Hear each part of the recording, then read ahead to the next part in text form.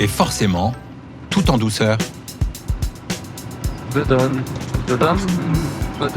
Alors, une passage qui est dans ce Car avec des suspensions anciennes, les dodanes deviennent leur bête noire. Il y a tout qui peut se renverser tout le temps, notamment avec les dodanes. Ça nous est déjà arrivé de casser des tasses. Des précautions indispensables, mais parfois insuffisantes.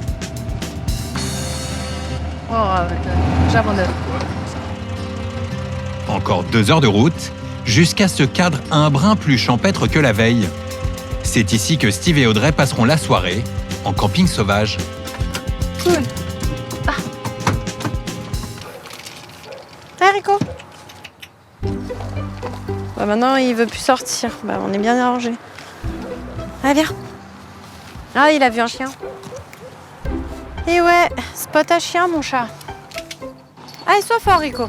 La frayeur passée, Très bien. Allez, viens. Rico peut enfin se dégourdir les pattes. En règle générale, ça se passe toujours bien parce que c'est une communauté de voyageurs, donc les gens sont compréhensibles. On essaie toujours de trouver un compromis pour que ça se passe bien, quoi. Pour Rico et ses maîtres, une douce soirée en perspective au bord de ce lac. Tu veux mettre la table dehors? Je suis pas sûre, il fait super froid. On peut laisser ouvrir pour le chat, mais on va pas dehors. Ok. Au menu ce soir, une recette 100% maison. On va faire revenir des lardons avec du riz et de la ratatouille qui reste. Voilà, je peux réchauffer maintenant le riz. Après, on essaye aussi de faire un maximum de choses en avance parce qu'on perd beaucoup de temps quand on fait à manger dans un camping-car. Tu peux tout faire comme à la maison, c'est juste que ça mettra plus de temps et qu'il faut être plus organisé parce que du coup, t'as moins de place. Pour gagner de l'espace, le maître mot, c'est l'optimisation. C'est un petit peu le jeu du Tetris. Et tout ce qui est entamé, style la tapenade, toujours le mettre devant pour pas l'oublier, quoi. Ici, c'est tout ce qui est déjà ouvert, genre mayo, beurre, citron. Voilà, comme ça, là, ici, je sais que c'est la prio à manger. Un petit frigo de 55 litres. Alors Steve et Audrey misent sur des produits secs. On mange plus de légumineuses, beaucoup plus d'haricots mungo, du quinoa, des lentilles, les pois chiches, boulgour, riz, pâtes. Ça nous permet de varier les repas de manière à faire moins de courses aussi, parce que si nos courses ne venaient que du frigo, on aurait finalement des courses tous les 4 jours à faire, des choses qui n'est pas possible en fait. Le miam est prêt. Pouvoir manger à l'intérieur, Bon app. Le dormant. c'est l'avantage d'un véhicule plus spacieux qu'un van.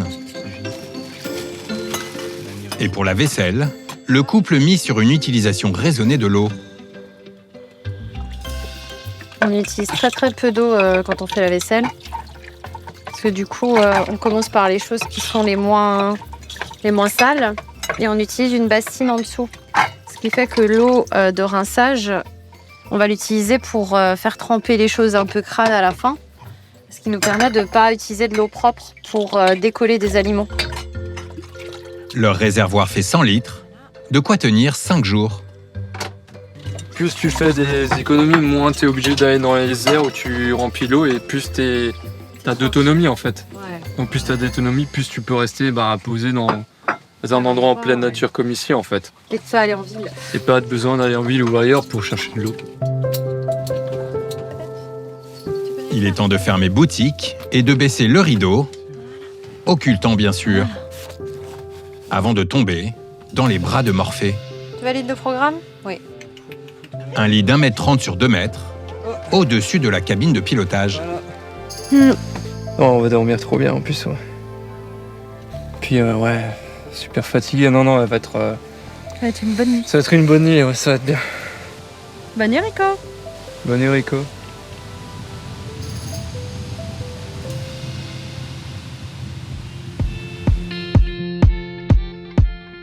À quelques kilomètres de Carcassonne, dans l'Aude, Erwan, Aline et leur fille Inatea viennent de passer la nuit sur ce parking.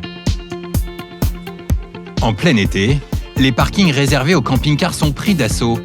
Alors difficile de profiter d'un peu d'intimité.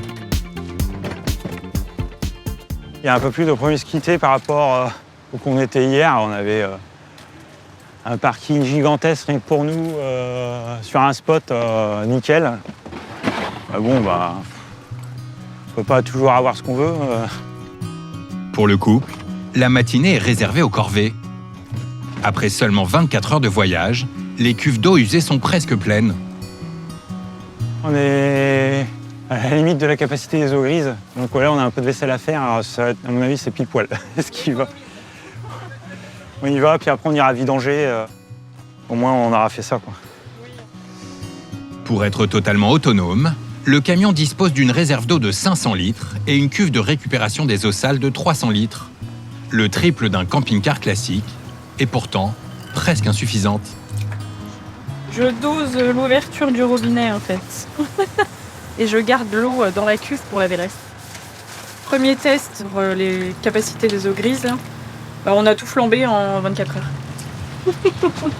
C'est là qu'on se rend compte que finalement on était encore sur des habitudes de maison. Et qu'on a eu besoin de quelques jours pour s'acclimater finalement à consommer l'eau différemment. Mais je pense que en consommant différemment, on devrait tenir quand même plusieurs jours avec les eaux grises. On t'a fait encore plus les eaux noires qui séparées, donc les eaux noires on était bon encore. Donc, Les eaux noires, on est large. Ouais. Ça nous apprend vraiment à l'importance de comment on consomme en fait, que ce soit de l'eau ou autre chose, hein. Même du coup en termes d'alimentation, en termes d'achat divers pour la maison, pour le camion, pour la petite. Dans tous les cas, ça apprend vraiment à réfléchir à notre consommation. T'as vu Erwan du coup ce que j'ai réussi à consommer là pour la vaisselle? Nickel. Ça va? Limite je vais m'auto-satisfaire, de dire ouais c'est bon j'ai réussi à consommer que tant de litres. Il est temps de vidanger le camion et de remplir la cuve d'eau. Mais pour cela, Erwan doit sortir le véhicule de son emplacement.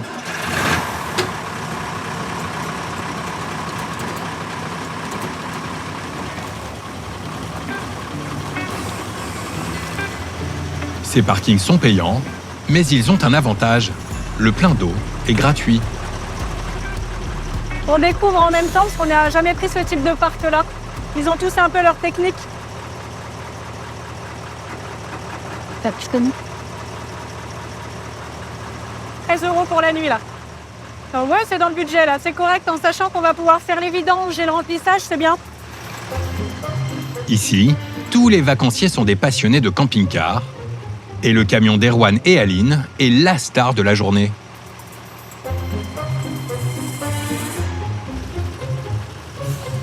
Si vous voulez vous approcher, il n'y a pas de souci, vous pouvez. Merci. Alors là, on est parti, c'est notre premier road trip test. On a fini les travaux du camion il y a quelques, on va dire 5-6 jours. Et on a pris la route pour se tester pendant 1 mois et demi, voir justement si tout fonctionne, etc. Donc nous, on arrive de la région de Saint-Nazaire. Vous voyez, Saint-Nazaire, Nantes. Ouais, du coup, on est descendu, on a fait Carcassonne. Et là, on file vers le gouffre de Cabrespine. Je ne sais pas si vous connaissez, à peu près, je crois, 20-30 bornes au-dessus de Carcassonne. Puis après, on va, je pense, grenouiller un peu pour essayer, voir comment on s'organise sur l'itinéraire, voilà, les vidanges, remplissage et tout. C'est le test en même temps. Donc là, le but ultime, c'est de partir. C'est ça. Après, c'est tour du monde sans date retour. Oh. C'est ça. Sans date retour. Sans date retour.